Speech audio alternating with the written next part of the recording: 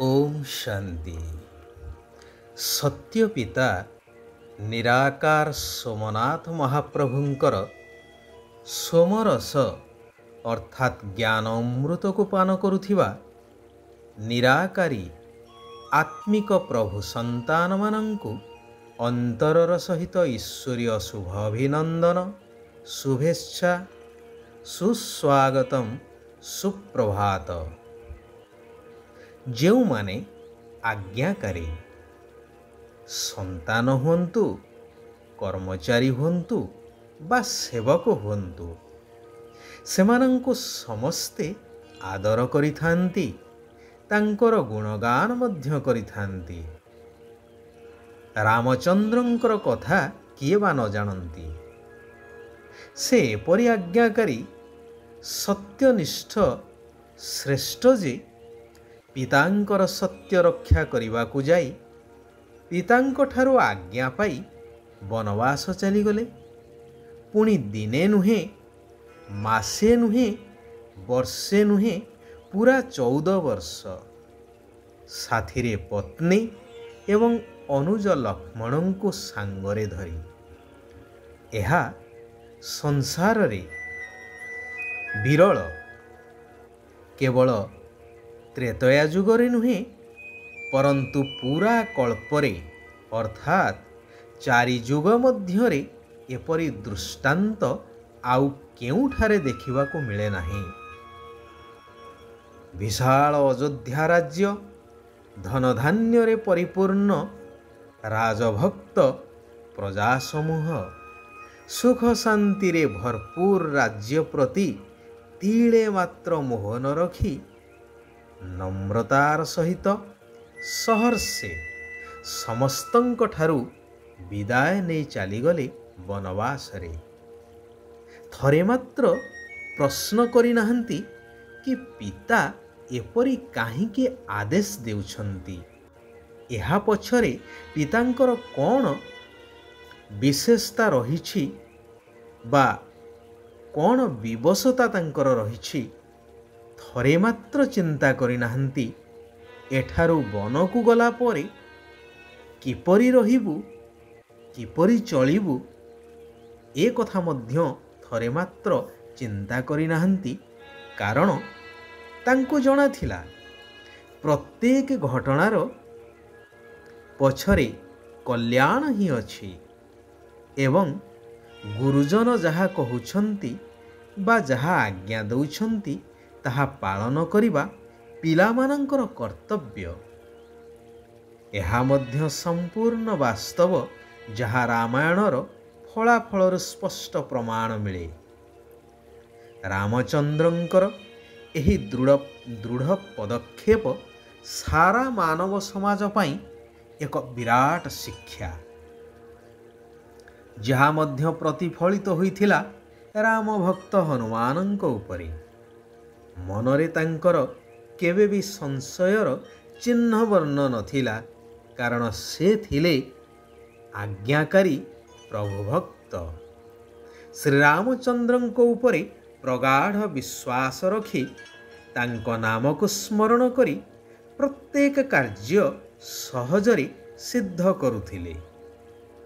ରାମଚନ୍ଦ୍ରଙ୍କର ଆଜ୍ଞାକୁ ପ୍ରଭୁ ପ୍ରସାଦ ଭାବି କାର୍ଯ୍ୟରେ ପରିଣତ କରୁଥିଲେ ଅଚିରେ। ମୋଟାମୋଟି ଭାବରେ କୁହାଯାଇପାରେ କି ଆଜ୍ଞାକାରୀ ସନ୍ତାନମାନଙ୍କର କର୍ତ୍ତବ୍ୟ ବା ତାଙ୍କର ଏହି ଆଜ୍ଞା ପାଳନ କରିବାର କର୍ତ୍ତବ୍ୟକୁ ଦେଖି ତାଙ୍କ ଉପରେ ସମସ୍ତଙ୍କର ଶୁଭାଶୀର୍ବାଦ ଯୋଗୁଁ ସେମାନଙ୍କର ଆତ୍ମିକ ଶକ୍ତି ବୃଦ୍ଧି ପାଇଥାଏ ଏବଂ ପ୍ରତ୍ୟେକ କାର୍ଯ୍ୟରେ ସେମାନେ ସଫଳତାକୁ ପ୍ରାପ୍ତ କରିଥାନ୍ତି। କଥାରେ କୁହାଯାଏ ନା କି ବର୍ତ୍ତମାନ ନା ସେ ରାମଚନ୍ଦ୍ର ଅଛନ୍ତି ନା ସେ ରାଜ୍ୟ ଅଛି, ଅର୍ଥାତ୍ ନା ପିତା ଧର୍ମ ପାଳନ କରୁଛନ୍ତି, ନା ସନ୍ତାନ ପିତୃଭକ୍ତ ଅଛନ୍ତି। ସେଥିପାଇଁ ସତ୍ୟ ପିତା ନିରାକାର ପରମାତ୍ମା ଶିବ ଭଗବାନ କହୁଛନ୍ତି, ମଧୁର ସନ୍ତାନଗଣ, ତୁମମାନଙ୍କୁ ନିଜର ଦୈବୀ ଏବଂ ମିଠା ଚଳଣି ଦ୍ୱାରା ଭଗବାନଙ୍କର ପ୍ରତ୍ୟକ୍ଷତା କରିବାକୁ ହେବ। ସମସ୍ତଙ୍କୁ ଶିବ ବାବାଙ୍କର ବାସ୍ତବିକ ଜ୍ୟୋତି ସ୍ୱରୂପର ପରିଚୟ ଦେଇ ଭବିଷ୍ୟ ଦୈବୀ ସମ୍ପତ୍ତିର ଅଧିକାରୀ କରାଇବାକୁ ହେବ। ଏହା ହିଁ ସତ୍ୟ ପିତାଙ୍କର ତାଙ୍କର ସତ୍ୟନିଷ୍ଠ ସନ୍ତାନମାନଙ୍କ ପ୍ରତି ଆଜ୍ଞା। ଯେଉଁମାନେ ଏହାକୁ ଆନ୍ତରିକତାର ସହିତ ପାଳନ କରିଥାନ୍ତି ସେହିମାନେ ହିଁ ଭବିଷ୍ୟ ସତ୍ୟଯୁଗୀ ସ୍ୱର୍ଗ ରାଜ୍ୟରେ ଉଚ୍ଚ ପଦର ଅଧିକାର ପ୍ରାପ୍ତ କରିଥାନ୍ତି। ସେଥିପାଇଁ ପ୍ରଥମେ ନିଜକୁ ଜ୍ୟୋତିର୍ବିନ୍ଦୁ ଆତ୍ମନିଶ୍ଚୟ କରିବା ଆବଶ୍ୟକ। ଯେଉଁମାନେ ଦେହୀ ଅଭିମାନୀ ଅର୍ଥାତ୍ ଆତ୍ମ ଅଭିମାନୀ ସେମାନେ ବହୁତ ମିଠା ଏବଂ ସ୍ନେହୀ ହୋଇଥିବେ। ସେମାନେ ଭଗବାନଙ୍କର ଶ୍ରୀମତ ଅନୁସାରେ ସଠିକ୍ ଭାବରେ ଚାଲିବେ। କେବେ କୌଣସି ବି କାର୍ଯ୍ୟ ପାଇଁ ବାହାନା କରିବେ ନାହିଁ। ସର୍ବଦା ଆଜ୍ଞାକୁ ପାଳନ କରି ଚାଲିବେ। କେବେ ହେଲେ ମନା କରିବେ ନାହିଁ। ଯେବେ କି ଦେହ ଅଭିମାନୀ ବା ଦେହ ଅହଙ୍କାରୀମାନେ ଭାବନ୍ତି ଯେ ଏହି କର୍ମ କଲେ ମୋର ସମ୍ମାନ କାଳେ ଚାଲିଯିବ, ମୋର କାଳେ କ୍ଷତି ହୋଇଯିବ, ମୋର ଶରୀର ଅସୁସ୍ଥ ହୋଇଯିବ ଇତ୍ୟାଦି। କିନ୍ତୁ ଆତ୍ମ ଅଭିମାନୀ ସର୍ବଦା ଭଗବାନଙ୍କର ନିର୍ଦ୍ଦେଶ ଅନୁସାରେ ଚାଲିବେ। ଶିବ ବାବାଙ୍କ ପ୍ରତି ପୁରା ସମ୍ମାନ ରଖିବେ।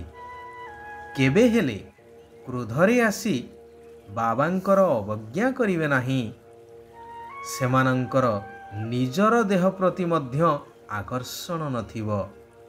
ଶିବ ବାବାଙ୍କର ୟାଦ ବା ସ୍ମୃତି ଦ୍ୱାରା ନିଜର କଲ୍ୟାଣ କରିଚାଲିବେ। କୌଣସି କଥାକୁ ଅକଲ୍ୟାଣ ହେବାକୁ ଦେବେ ନାହିଁ। ସେଥିପାଇଁ ଉତ୍ତମ ଜ୍ଞାନୀ ଆତ୍ମାମାନଙ୍କର ସର୍ବଦା ସଙ୍ଗ କରିବାକୁ ହେବ। ଦେହ ଅଭିମାନୀମାନଙ୍କର ସଙ୍ଗଠାରୁ ବହୁତ ଦୂରରେ ରହିବାକୁ ହେବ।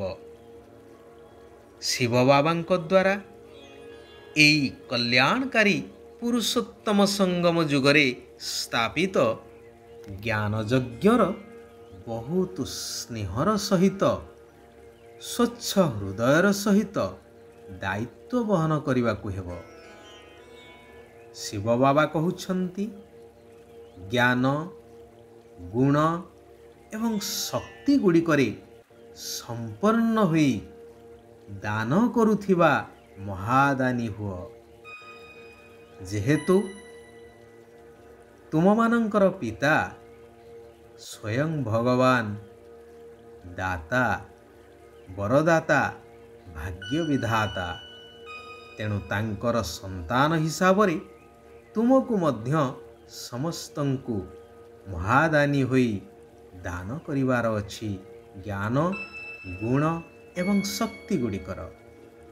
ସାରା ଦିନ ଭିତରେ ଯେଉଁମାନେ ତୁମ ସମ୍ବନ୍ଧ ସମ୍ପର୍କରେ ଆସୁଛନ୍ତି ସେମାନଙ୍କୁ ମହାଦାନୀ ହୋଇ କୌଣସି ନା କୌଣସି ଶକ୍ତିର, ଜ୍ଞାନର ଅବା ଗୁଣର ଦାନ ଦେଇ ଚାଲ। ଦାନର ଆଧ୍ୟାତ୍ମିକ ଅର୍ଥ ହେଉଛି ସହଯୋଗ ହେବା, ସହଯୋଗ ଦେବା। ତେଣୁ ତୁମମାନଙ୍କୁ ଏହି ତିନି ସମ୍ପତ୍ତିରେ ସମ୍ପନ୍ନ ହେବାକୁ ପଡ଼ିବ। ଗାଳି ଦେଉଥିବା ଆତ୍ମା ହେଉ, ନିନ୍ଦା କରୁଥିବା ଆତ୍ମା ହେଉ, ଯେପରି ବି ହୋଇଥାଉ ତାକୁ ମଧ୍ୟ ନିଜର କଲ୍ୟାଣକାରୀ ମନୋବୃତ୍ତି ଦ୍ୱାରା ବା ଶ୍ରେଷ୍ଠ ସ୍ଥିତି ଦ୍ୱାରା ଗୁଣଦାନ କର। ଯେଉଁମାନେ ଏକମାତ୍ର ଶିବ ବାବାଙ୍କ ଉପରେ ପ୍ରଭାବିତ ହୋଇଛନ୍ତି ସେମାନଙ୍କ ଉପରେ କୌଣସି ବି ଆତ୍ମାର ପ୍ରଭାବ ପଡ଼ିପାରିବ ନାହିଁ। ଆଚ୍ଛା, ସାରା ବିଶ୍ୱର ଆତ୍ମାମାନଙ୍କର କଲ୍ୟାଣ ହେଉ ସମସ୍ତେ ସୁଖ ଆଉ ଶାନ୍ତିର ଅନୁଭବ କରନ୍ତୁ। ଓମ୍ ଶାନ୍ତି। ଓମ୍ ଶାନ୍ତି। ଓମ୍ ଶାନ୍ତି।